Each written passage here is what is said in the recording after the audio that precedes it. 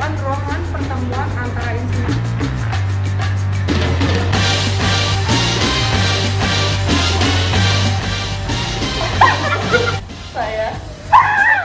Saya awalnya coba-coba.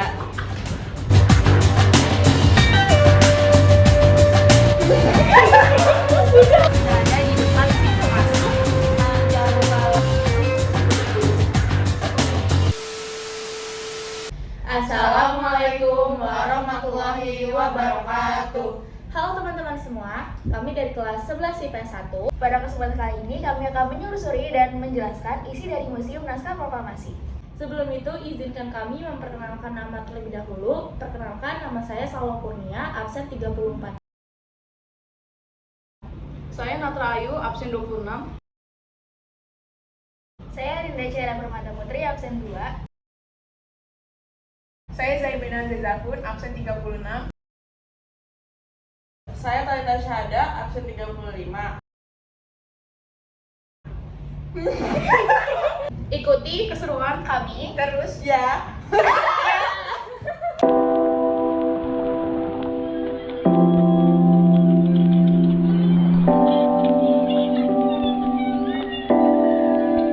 Halo semua, sekarang kita sudah ada di depan pintu masuk Museum Naskah Proklamasi. Jadi sebelumnya aku mau menjelaskan dulu nih sejarah dari Museum Proklamasi ini.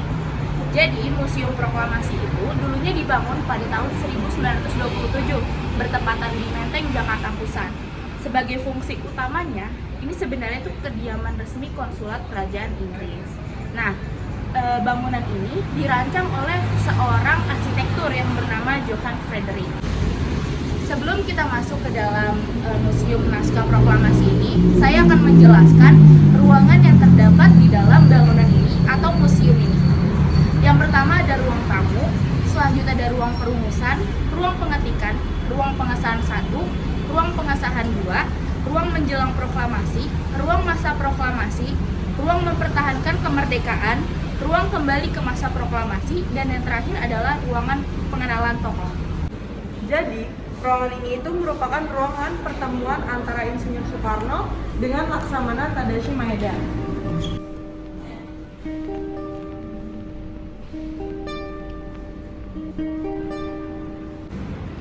Oke, selanjutnya sekarang kita berada di ruang perumusan naskah proklamasi, tempat di mana Insinyur Soekarno ditemani Muhammad dan Ahmad Subarjo sedang merumuskan naskah proklamasi. Proklamasi. Kami, bangsa Indonesia, dengan ini menyatakan kemerdekaan Indonesia. Hal-hal yang mengenai pemindahan kekuasaan dan lain-lain diselenggarakan dengan cara saksama dan dalam tempo yang sesingkat-singkatnya. Jakarta, 17 Agustus 1945, atas nama bangsa Indonesia, Soekarno, Hatta. Selanjutnya kami memasuki ruang pengetikan teks proklamasi oleh Sayuti Melik yang ditemani oleh BM Diah.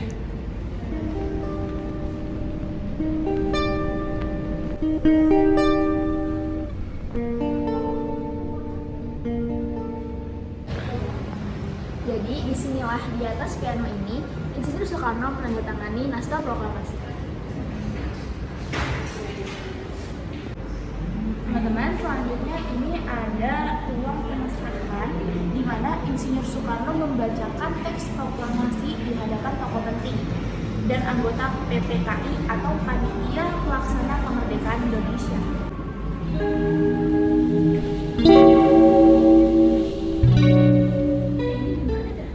Wah, ini korannya diterbitin kapan sih? Jadi koran ini diterbitin pada tahun 1875 oleh Asia Raya. Ini tentang apa aja sih korannya? Kalau dilihat-lihat sih, jadi sebelum kemerdekaan kita tuh nggak hanya perang menghadapi musuh, melainkan kita juga harus perang menghadapi bangsa sendiri. Oh. Oke teman-teman, selanjutnya kita akan membahas lintas sejarah peristiwa menjelang Hari Kemerdekaan Indonesia. Jadi, mulanya pada tanggal 6 Agustus 1945, kota Hiroshima, Jepang itu dibom oleh Amerika Serikat. Dan selanjutnya pada tanggal 7 Agustus 1945, BPUPKI dibubarkan.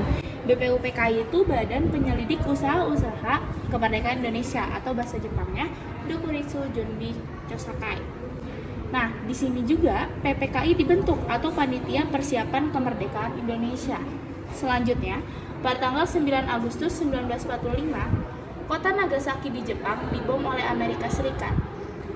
Dan pada tanggal 12 Agustus 1945, akhirnya Jepang menyerahkan kemerdekaan ke Indonesia.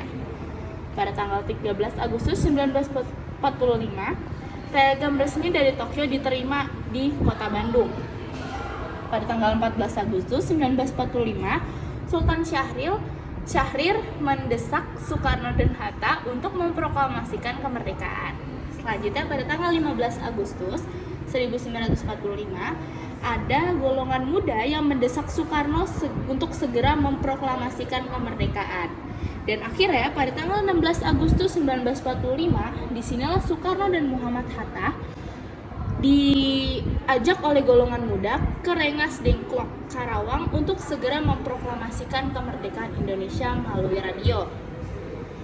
Dan pada saat pagi, Soekarno dan Muhammad Hatta kembali menuju Jakarta untuk menuju ke rumah Laksamana Tadashi Maeda untuk merumuskan teks proklamasi. Dan akhirnya pada tanggal 17 Agustus 1945, Indonesia merdeka, tepatnya pada jam 10 pagi. Merdeka. Nah, selanjutnya ada pakaian yang pernah dipakai oleh tokoh-tokoh perjuangan pada masa perjuangan kemerdekaan. Yang pertama ada setelan baju dan sepatu I Gusti Ketut Puja, kemudian ada toga milik Profesor Dr. R. Supomo, dan yang terakhir ada mantel, tuxedo, dan tongkat Anang Abdul Hamidan. Jadi ini ada beberapa peninggalan dari tokoh-tokoh penting. Yang pertama itu ada topi dari Profesor Dr. Mr. R. Supomo, lalu ada bendera merah putih yang dijahit oleh Ibu Henrietta Caroline.